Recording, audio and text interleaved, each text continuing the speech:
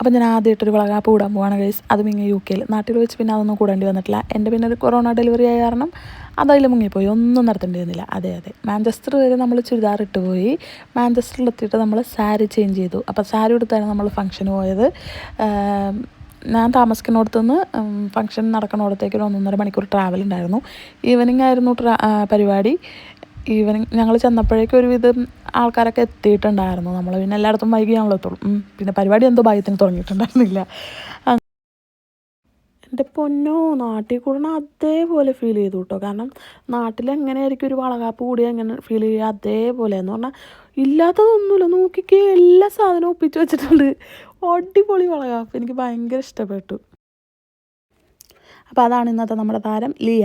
ആളുടെ ചേട്ടനാണ് തൊട്ടപ്പുറത്ത് നിൽക്കണത്, ചേട്ടത്തിയമ്മയാണ് തൊട്ടപ്പുറത്ത് നിൽക്കണത്. അപ്പോൾ അവരാണ് കൊണ്ടുവന്നിരുത്തണതൊക്കെ. ആ ഹെയർ നീട്ടി വളർത്തിയേക്കണ ആളാണ് ഹസ്ബൻഡ്. അതിൻ്റെ അടുത്ത് നിൽക്കണത് കുട്ടി ഹയ. അതെ ഋതു, ഹയ, ലിയ, അതാണ് അവരുടെ പേര്. അപ്പോൾ അതെ, അതിൻ്റെ ചടങ്ങ് ഋതുവാണ് സ്റ്റാർട്ട് ചെയ്തത്. ഋതു മാലയിട്ട് കൊടുത്തു, ചന്ദനം തൊട്ട് കൊടുത്തു, സിന്ദൂരം തൊട്ട് കൊടുത്തു, വളയിട്ട് കൊടുത്തു.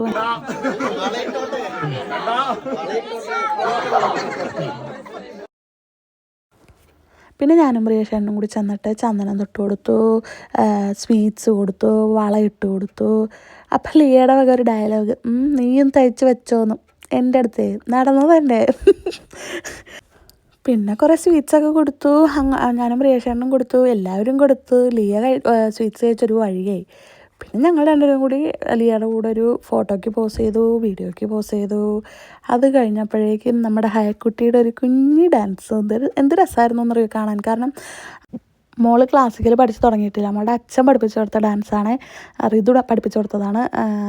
ലിയയ്ക്ക് ഇതൊരു സർപ്രൈസ് ആയിരുന്നു. അതുകൊണ്ട് തന്നെ ലിയ ലാസ്റ്റായപ്പോൾ കരഞ്ഞുപോയി, പാവം വിഷമമായിപ്പോയി. അത് കഴിഞ്ഞ് രാത്രിയായപ്പോൾ നമുക്കൊരു വള്ളംകളിയൊക്കെ ഉണ്ടായിരുന്നു. വള്ളംകളിയും നാടൻപാട്ടും മത്സരമായിരുന്നു അവിടെ.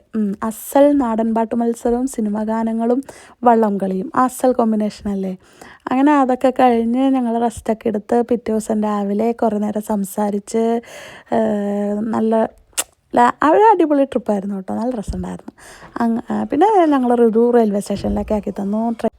ട്രെയിൻ കയറി തിരിച്ച് റീൽസിലേക്ക് പോന്നു. എനിക്ക് നാട്ടിൽ പോയി വന്ന ഫീലൊക്കെ കിട്ടിയതുകൊണ്ടാണെന്നറിയില്ല. ചിലപ്പോൾ ഋതുവിൻ്റെ വീട് നല്ല പച്ചപ്പും ഹരിതാഭയിലൊക്കെ ഇരിക്കണം. ഋതു ആണെങ്കിൽ വീട് നല്ല മേക്ക് ചെയ്ത് വെച്ചിട്ടുണ്ട്, നല്ല ക്രിയേറ്റീവായിട്ട് വെച്ചിട്ടുണ്ടായിരുന്നു. നല്ല രസമുണ്ടായിരുന്നു. അപ്പോൾ അത്രയൊക്കെ ഉള്ളൂ നമ്മുടെ ഇന്നത്തെ വീഡിയോ. ഇഷ്ടപ്പെട്ടെങ്കിൽ സബ്സ്ക്രൈബ് ചെയ്യുക, ലൈക്ക് ചെയ്യുക, കമൻറ്റ് ചെയ്യുക. Tata, bye bye, see U.